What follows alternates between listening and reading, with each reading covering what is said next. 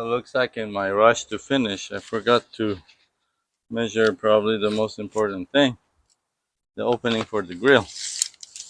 And so when the remnants of the granite goes on, if this is what we're going with, it's only 34, while the grill is 38. And so the granite needs to start here, which means this is too high. And it's not completely wrong, but it shouldn't be this high. So I'm gonna take this piece out of here and refabricate it to be lower like that to accept the base. A few moments later. So much better. Now it actually is looking a lot better than what it was. So this is the piece that's gonna go here, and this is the first piece that I had made, so actually I don't need to remake it. And what's gonna happen is these two are gonna come together and it will still satisfy the 23 inches from the floor all the way here, 23 from the floor to here, and the opening for the cabinet that's gonna sit right here.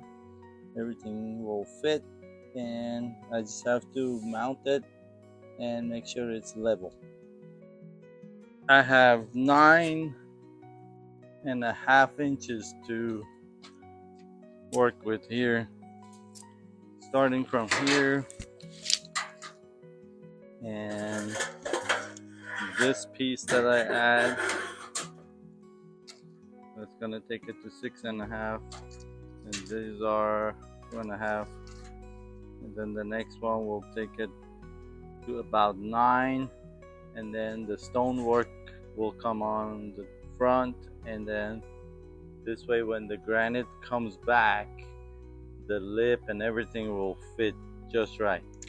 So I don't want to have a gap between these two, so I'm gonna remove my screws that I put on this side and then just screw these guys together. This way this gap goes away. We're gonna take advantage of having the post right here and solid piece of wood. So I'm putting 3 of these long galvanized screws in some pre-drilled holes. I have to pre-drill because it's hardy plank and I don't want to fight with it.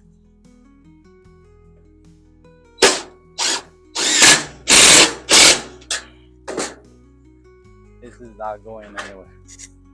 It's level from here, 95% level from here. It'll get covered up with the board that comes over it. My gas line is free and clear, and I just have to build out another air gap over here with the top and bottom opening. This is the gap I wanted to close, and I did that by removing the screws and adding them over here and at the base. I don't really have to screw this into this other frame because I'm using the post. I may add a couple of screws to the top section just for fun, but really doesn't need it.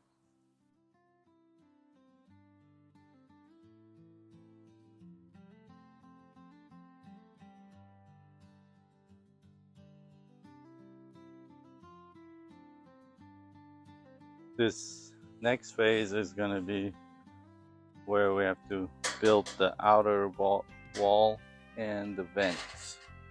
So these are the vents. They're going to have to be 6 inches from the top, 6 inches from the bottom. They have to be built within this frame.